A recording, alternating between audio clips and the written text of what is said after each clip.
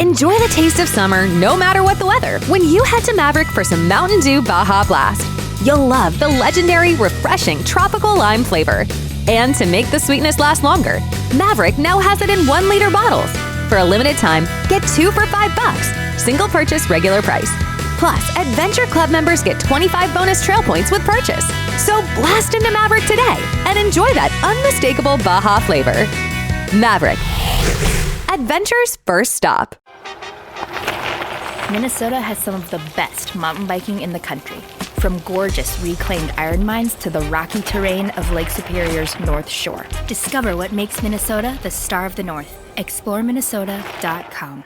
Hey strangers, today we'd like to introduce you to a show that we think listeners to One Strange Thing will really appreciate. We're talking about the Conspirators podcast. In each episode, your host, Nate Hale, an entirely fictional identity, as he likes to explain, brings you the strangest stories from history that your teachers never told you. You'll hear about serial killers, mysterious disappearances, cryptids, UFOs, unexplained mysteries, tragic events, survival stories, and much, much more. Your host, Nate, breaks down the historical facts behind each story and lets you, the listener, decide for yourselves the truth behind each tale, because truth really is stranger than fiction. You'll hear the story behind the serial killer who terrorized Paris during World War II, find out the real story behind the Bermuda Triangle, or hear about the 19th century religious cult from Kansas who believed that drinking blood could bring them immortality.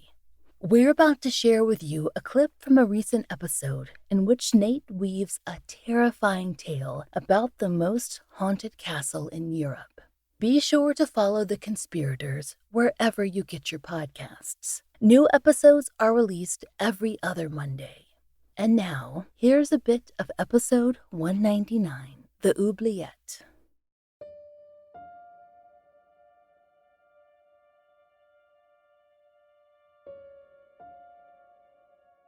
Tokat is a province in Turkey along the Black Sea coast region, and it's a place that has a lengthy and sometimes dark history. At the end of the 12th century, it was conquered by the Seljuk Turks, and from there was incorporated into the Ottoman Empire in 1392. Among the most famous landmarks of Tokat that still remain today is the ruined castle that was built atop a series of steep hills overlooking the province. Back in 2009, restoration efforts began on the citadel. It was during this work when archaeologists broke through the walls of the lower level and made a surprising discovery: a twisting series of secret tunnels that led to a hidden dungeon. But this wasn't just any dungeon. It turns out this one in particular has a unique claim to fame. Back in 1442, the Ottomans captured 2 young princes named Radu and Vlad in order to ensure the loyalty of their father, who was a powerful leader in Wallachia. As I'm sure you can imagine, life down in the dungeon was not easy for the 2 boys. And it was there in this cold, dark prison where young Vlad grew to hate his Ottoman captors with an unbridled fury. This was the sort of hatred that was so great and so lasting that in 1462 the now adult Vlad did something so utterly shocking it literally made a name for himself. This occurred as Vlad's forces retreated from a particularly fierce battle against the Ottomans. So what Vlad did was he ordered 20,000 people to be impaled on stakes outside the city of Targovist as a deterrent to the pursuing army. And it worked. When the Ottomans got a look at this horrific scene of a massive forest of rotting corpses impaled on spikes, they turned and fled back to Constantinople. It was because of this incident that Vlad Tepes III, who had spent several years of his childhood living in a dungeon, earned the nickname Vlad the Impaler, although we know him today by another, even more infamous name that was taken from his father, Vlad Dracul. That name, of course, is Vlad Dracula. Contrary to popular belief, dungeons like the one that once held the real-life Dracula weren't actually all that common. Although books, movies, and role-playing games have given us the idea that every medieval castle all had some sort of elaborate torture dungeon hidden deep down below, that's actually not true. The medieval period wasn't really a great age for people to be imprisoned. More often than not, prisoners were either fined, mutilated, or put to death. Only the highest-ranking prisoners were ever incarcerated for any lengthy period of time.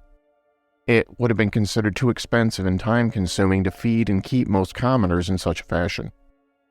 The word dungeon comes to us from the French term donjon, which was a term that referred to the central freestanding towers of a castle known as a keep. It was in these keeps that sometimes high-ranking prisoners would be held on a short-term basis. Although in many instances high-ranking nobles who were being held prisoner were allowed to walk freely around the castle. It wasn't until around the 13th century that some castle builders began installing cells that we would come to think of as a dungeon. Since castles were often constructed to house a noble's family and servants, space was at a premium. This meant that the dungeon cells would usually be built down in the basement levels underground. Although some castles would further conserve space by building cells into the walls or rooms of outside gatehouses. That doesn't mean there weren't places in castles, though, where people would suffer horrific torture. They were usually just smaller.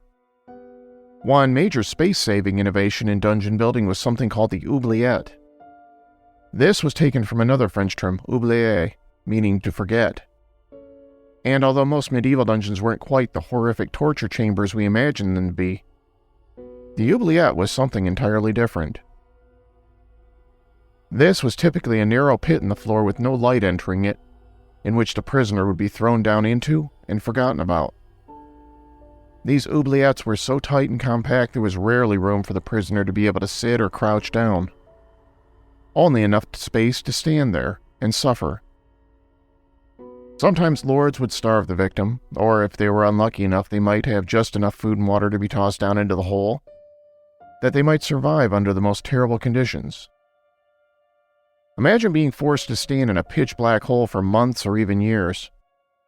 It's no wonder that so many of the people who endured such torture were driven mad. There were plenty of unfortunate victims who died in the oubliette. Some oubliettes were built with spikes in the floor, which resulted in pretty much what you imagine when a prisoner was dropped into the pit. In many cases, the corpses were left down there to rot and be eaten by rats, which made it even worse when a new prisoner was tossed down into the pit to share the company of the decaying corpse, as well as the hungry vermin. There are many such stories of oubliettes being used in castles throughout medieval history. But perhaps there is no more terrifying tale than the one that was built inside Ireland's Leap Castle. Not only does Leap Castle have one of the bloodiest histories in the Emerald Isle, but it's also a place that many people claim is the most haunted castle in the world. I'm Nate Hale, currently shackled to the desk inside my podcasting dungeon, and this is The Conspirators.